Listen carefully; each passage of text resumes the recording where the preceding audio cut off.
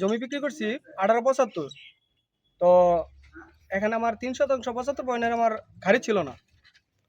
তো এখন হেদায়তুল্লাহ কোম্পানির পক্ষে জায়গা রেস্টুরেন্ট দিছে 3% 75 পয়েন্ট বলছে যে ওইটা খারিজ করে এনে দিলে আমার বাকি টাকা দিয়ে দিব, মানে কোম্পানির পক্ষে, ঠিক আছে। তো এখন আমি যখন খারিজ করে আনার পর আমি ফর্টিসের কাছে যাই, হেদায়তুল্লাহর কাছে যাই, আমি মানে মোটামুটি সবার কাছে যাই। যাওয়ার পরে আমার এই টাকাটা কোনো উদ্ধার হইতেছে না। আমি এই জন্য সংবাদ সম্মেলন করছি। তো এখন ফর্টিস বললো যে আমার টাকা দিয়ে দিব। তো এই জন্য আমার সম্মেলন করা হয়েছে।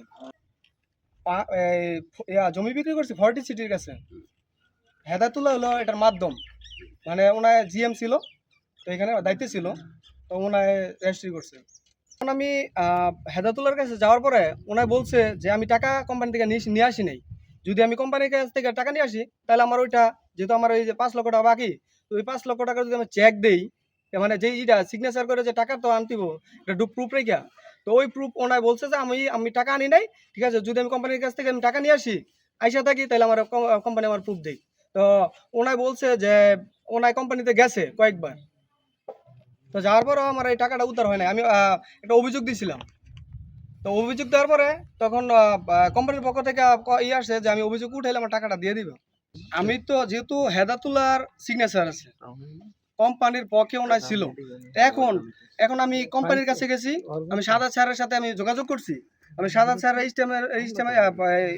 ইস্টেমের কপি দিছি, খারিজ আনছি, ওই খারিজের কপি দিছি, দেওয়ার পর ওনা বলতেছে হেদাতুল্লাহর কাছে যাইতে।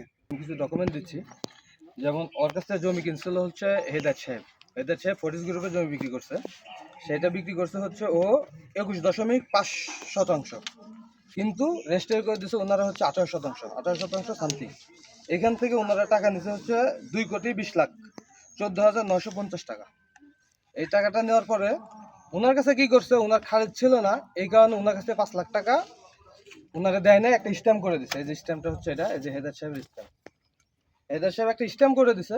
দেওয়ার পরে ওনারা আর এই টাকাটা দেয় নাই, উনি খারিজ করে দিছে। যখন দেয় নাই, হেদার সাহেব বলছে এই টাকা কোম্পানির কাছে, কিন্তু এই যে আমার কাছে ডকুমেন্ট আছে, হেদার সাহেব সব টাকা উঠে নিয়ে চলে গেছে। 2টা ভাউচারে আপনার টাকা নিচ্ছে হচ্ছে 2,42,00,000 টাকার মতো। তো এই টাকা ওনারে না দেওয়ার পরে উনি হচ্ছে যায় মনে করছে যে ফরিস গ্রুপের টাকাটা আছে, কিন্তু উনি জমিটা বিক্রি করছিল হেদায়ত সাহেবের কাছে, এই স্ট্যাম্পটাও হেদায়ত সাহেবের সাথে।